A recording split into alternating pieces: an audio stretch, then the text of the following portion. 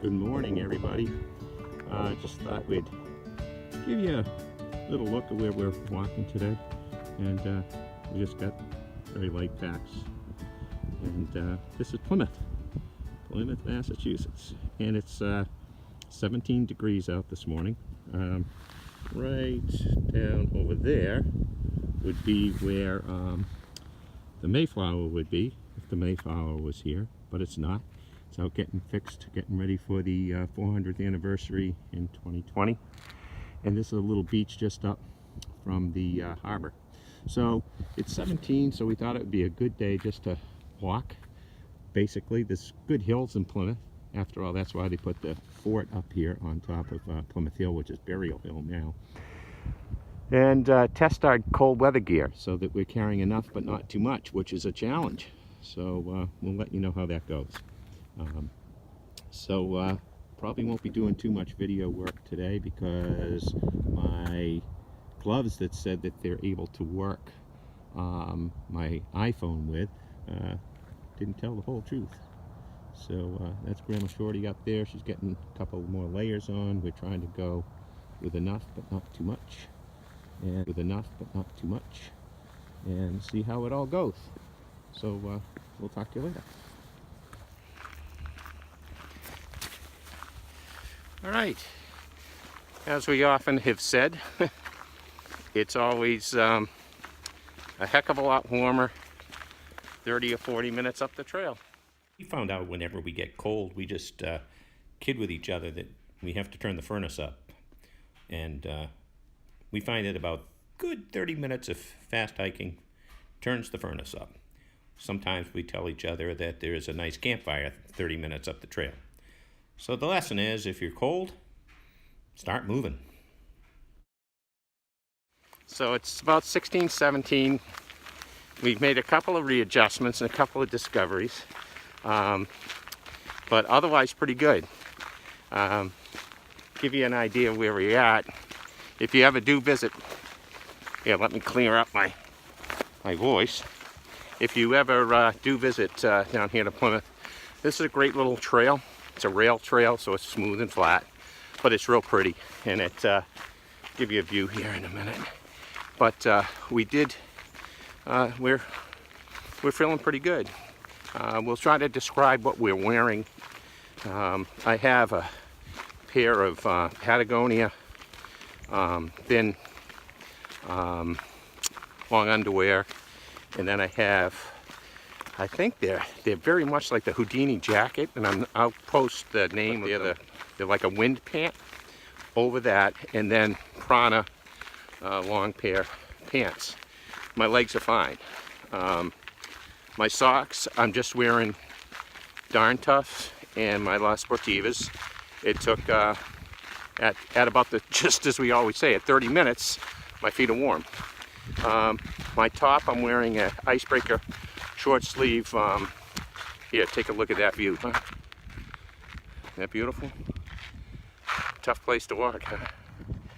Beautiful. And there's the trail behind me. And there's Grandma Shortie back there. So yeah, I'm wearing a short sleeve icebreaker t-shirt with that Patagonia Capilene long sleeve t-shirt. And then over that, what do we have? Oh, it's like an Under Armour. I call them like a waffle shirt. My Under Armour Thermal 2.0 crew neck long sleeve is fantastic. I love it. It's ultra soft. It has the waffle fabric which traps in the heat. It's stretchable. It has anti-odor technology. It is my perhaps favorite piece of clothing that I carry. We can't say enough about how much we value our Patagonia Houdini wind jackets. They're extremely lightweight. Mine weighs 3.9 ounces, while Grandma Shortie's is 3.2. On a cold, biting, windy day like this, we use it as an extra layer. But we also use it on those cool, windy days. We even use it to protect on maybe a damp or moist day. Wind breaking. In my face, I got just simply a buff on my face, and I have one that's made into a hat, a cap kind of beanie, and my ball cap and the 2 windbreaking hoods. And I'm wearing a cheap pair of mittens that I hacked all the extra doodads off. And I'm pretty impressed with their thin insulate. They're working fine. So it's pretty good. Let me see. How are you doing there, Grandma Shortie? Doing better now. Let me get this turned around. Can you remember what you're wearing? Yep, I have a long pair of underwear that is just a boys' heat underwear, I think they're called. Then I have a cheap pair of polyester pull-on pants, and then I have my Columbia hiking pants. That's down here. I have 1 pair of smart wool socks, and I have my old Holy sneakers on. Up above I have a heat long sleeve shirt, 2 t-shirts. I have my Houdini, I have my Merrill zip first, then I have my Houdini and this Torrentshell. This year we made the switch from our marmots over to the Patagonia Torrentshells. Mine weighs about 12 ounces, Grandma Shortie's about 10.9. They have the Performance Standard shell, which are waterproof, fairly breathable for this type of jacket. They come with the zip pits, which are just essential.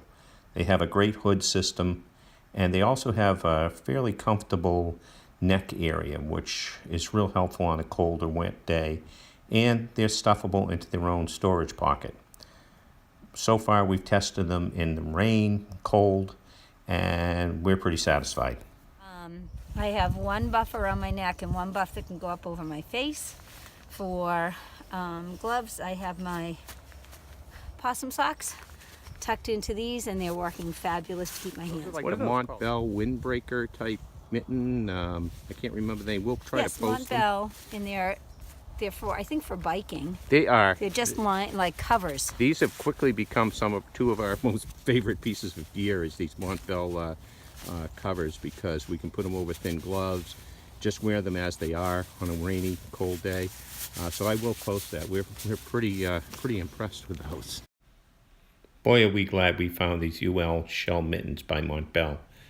They weigh only between 0.3 and 0.4 of an ounce, I believe. And one of the things we're afraid of is that they're so light that they could blow away too easily. But what a help. They provide that extra cover layer against the wind, and they can just be used by themselves. They were a great find. You said Smart Wool or Darn Tough socks? Smart Wool. Smart Wool? Yep. Smart I Wool. have a pair of Darn Tough. Are they These the my thick Smart weight Wool. ones? They're the midweight, I guess. Midweight, okay. Yeah. And your feet cold now? No. One of the items that we didn't show was what we wear as a outer jacket, our puffy jacket, which we wear when we stop hiking. Grandma Shortie wears the down hooded Ghost Whisperer, and that's made by Mountain Hardware. It's a sub 8 ounce jacket, packs into its own pocket, and is just a essential piece of warm gear for hiking in the winter. I chose the Patagonia Nano Puff. I prefer it. I like the idea that it has a polyester lining, which I think does a little bit better when it's wet. It has a durable water repellent finish, which does give you some protection in both wind and in moisture. I don't want a hood. I prefer to wear a buff instead, and I find hoods get wet and then your whole jacket's wet. It stuffs into its own pocket, just like the Mountain Hardware does as well, and remains one of my favorite jackets. As a matter of fact, this is my second Nano Puff that I've had. I wore my other one literally out. So yeah, we're feeling pretty good. So this trail comes out here, and it just is a back and forth. So if you did take the train down to Plymouth, rather than taking the bus shuttle, if you walk out of the old cordage factory where that train ends up, and you walk and take your first left after getting out onto the main street, you walk down to the end of it, it puts you onto this rail trail, and that brings you right down to downtown Plymouth. And it's a beautiful walk. In Plymouth, during the summer, they have like a water park that the kids all play at, and it's people take their dogs here, so it's real pretty. Straight out in front of you, that's a That's a sand, I think you can make it out, I hope. Because those are like sand dunes out there. Let me see if I can, see. There, maybe that better? That better? Yeah, that works. So, and that is Plymouth Harbor. If you're not familiar. Sorry about the bouncing around, but I got to keep moving to keep warm. So you'll see the buoy, the lighthouse right out there in the middle, and the channel, and that's where the Mayflower came in between those islands. And after first stopping off of Provincetown at First Encounter Beach, they relocated down here. It's called. Goes out. See that jetty right there? That wasn't there, of course. That was added, so to protect the harbor. And the Plymouth, the Mayflower's dock is right around the corner there. So we're going to continue down here and try to get back to Plymouth. There you go. That's Duxbury, and that's part of the harbor that goes into rivers. So you can see why it was such a great place for to settle. The multiple rivers that went up into the interior coastlands. And just around the corner from Nelson Street Beach, you'll come upon the short bridge that leads out to the Plymouth Jetty. We think it's about 1.5 miles total hike out to the end and back. It brings you out to the middle of Plymouth Harbor. We love walking out there because it gives you a feeling of the rocks underneath your feet, and it's a good place to catch a breeze, or in this case a cold wind. So we thought we'd just be quiet for a minute and let you enjoy one of our favorite places to walk.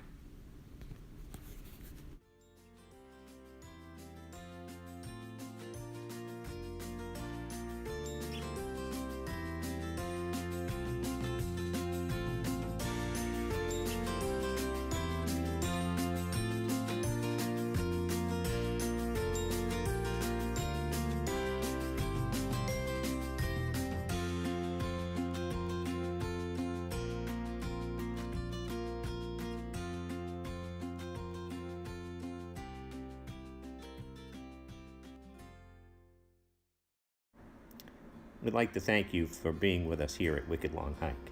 Whenever we get to the end of the jetty, we always like to turn around and look back. It's a great view. We hope you come and enjoy the view as well. It's a great place to go on a warm summer evening where you can see the sunset behind the Mayflower and Plymouth Rock. We are sure that when you come back it will be a little bit warmer, and we're sure that the Mayflower will be back. Oh, one other thing. When you come to Plymouth, it's just expected. You have to have your picture taken with a painted lobster. Hopefully, there'll be one that matches your coat as well. Thanks for watching.